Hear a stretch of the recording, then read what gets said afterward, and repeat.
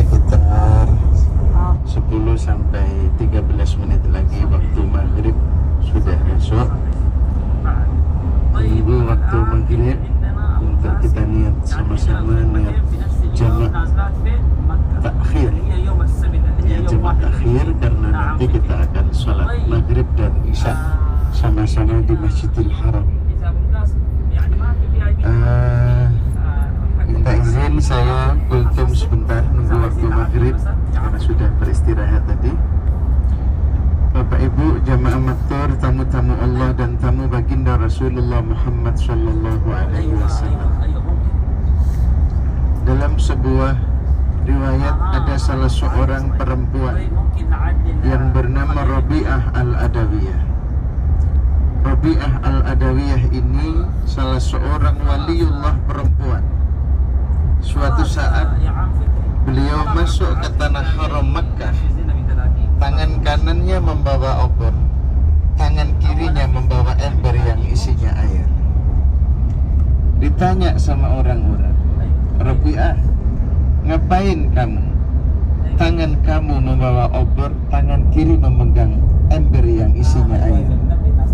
Ini orang-orang masuk Makkah, rata-rata kan pegang tasbih untuk zikrullah. Kamu ini enggak, nyeleneh kata orang Jawa, enggak sama dengan yang lain. Ada apa Rabi'ah?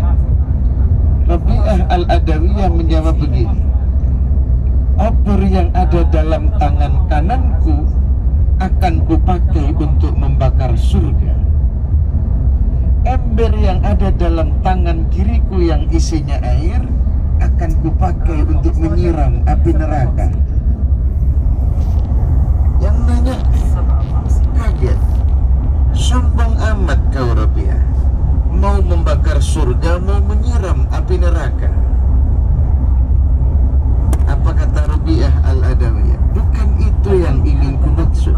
Terus yang ingin ku maksud adalah ingin membakar hatinya orang-orang mukmin ketika beribadah kepada Allah. Banyak orang mukmin ketika beribadah kepada Allah hanya karena neraka, hanya karena surga dan hanya takut nerakanya Allah. Ketika ditanya, bang, kenapa abang sholat? Saya ingin masuk surga.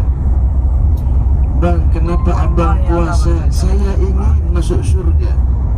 Bang, kenapa abang sedekah? Saya takut masuk neraka. Kalau motivasinya hanya dua ini, berarti motivasinya hanya makhluknya Allah. Jawaban Rabi'ah al-Adawiyah senada dengan yang disampaikan oleh Imam Al-Ghazali dalam kitab Ihya. Imam Al-Ghazali mengklasifikasikan orang beribadah kepada Allah ada beberapa macam. Tingkatan yang pertama, orang beribadah kepada Allah itu roja, mengharap. Apa yang diharap? Surganya Allah. Bang, kenapa abang sholat? Saya ingin masuk surga. Wajar, karena kenikmatan surga mana ainun ra'at wala udhunun sami'at, tidak pernah didengar oleh telinga, tidak pernah dilihat oleh mata. Begitu luar biasanya, tidak pernah ada terbersit di dalam hati manusia. Kenikmatannya tak akan bisa dibayangkan. Wajar kalau setiap orang ingin masuk di dalamnya. Tapi yang perlu diingat, surga pun makhluknya Allah, sama seperti kita. Oleh karena itu, kalau kemarin-kemarin kita beribadah karena ingin surganya Allah, kita naikkan stratanya. Apa itu? Ingin yang punya surga. Senikmat-nikmatnya masuk surga, masih nikmat ketemu dengan pemilik surga, yaitu Allah Subhanahu wa Ta'ala.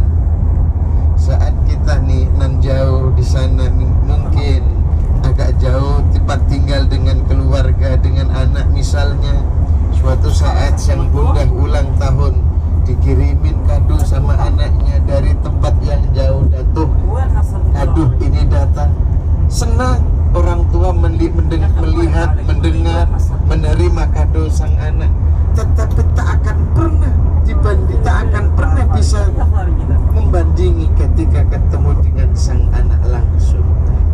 kenikmatan ketemu dengan yang dicintai tak akan pernah bisa terbandingi oleh siapapun. Begitu pula ketika kenikmatan ketemu dengan Allah tak akan pernah dibandingi dengan kenikmatan masuk surganya Allah, surga ciptaannya Allah. Kalau kemarin kita ingin surga, kita tingkatkan strata keimanan kita, ingin sang pemilik surga. Tingkatan yang kedua adalah khauf, takut. Ketika ditanya, ibu kenapa sholat? Saya takut masuk neraka. Ibu kenapa puasa? Saya takut masuk neraka.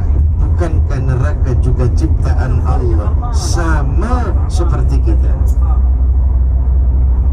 Kalau Allah tidak menciptakan surga dan neraka, apakah kita masih beribadah kepadanya? Kalau kemarin kita takut sama nerakanya Allah, ya kita naikkan keimanan kita, takut sama sang pemilik neraka, yaitu Allah Subhanahu wa ta'ala. Tingkatan yang tertinggi adalah mahabbatullah, cinta kepada Allah. Abang kenapa sholat? Saya cinta sama Allah. Kenapa umrah itu? Saya cinta sama Allah. Kalau cinta motivasinya, yang jauh terasa dekat, yang berat terasa ringan, yang panas terasa dingin. Kalau saya atau bapak ibu tadi masih merasa panas, berarti belum cinta sama Allah. Khususnya saya, panas itu, panas namanya baju aja. Karena kalau sudah betul-betul cinta, yang berat terasa ringan, yang panas terasa dingin, yang jauh terasa dekat. Sehingga jangan kaget kalau di Mekah dan di Madinah memang dekat di mata, jauh di kaki. Di Mekah, di Madinah, ibu lihat Grand Zamzam kalau sudah selesai lah, dekat ya Grand Zamzam itu. Iya, di mata itu dekat. Kalau coba di kaki betulan, oh lumayan. Tadi jauh di dekat di mata, jauh di kaki. Inilah berlaku di sini. Sehingga ketika pada saat pelaksanaan tawaf, pelaksanaan sa'i nanti, yuk kita nikmati, kita enjoy. Bismillah, mudah-mudahan capeknya dihilangkan oleh Allah, diganti dengan Rahman Rahimnya Allah, diganti dengan pengampunan Allah Subhanahu wa ta'ala. Bapak Ibu, oleh karena itu saat kita ibadah apapun, yuk kita belajar ringan. Hati ini mudah, jangan berat. Kalau kemarin sebelum umroh hari ini kita bersama, sholat 5 waktu terasa berat. Sudah di training 3 hari di Madinah. Yuk kita berat 5 waktu di Indonesia, kita akan mudahkan langkah ke masjid. Ada kegiatan apapun, ketika sholat mulai off dulu, masjid didahulukan. Paling tidak sholatnya didahulukan, walaupun tidak bisa ke masjid. Insya Allah akan menjadi berkah semua.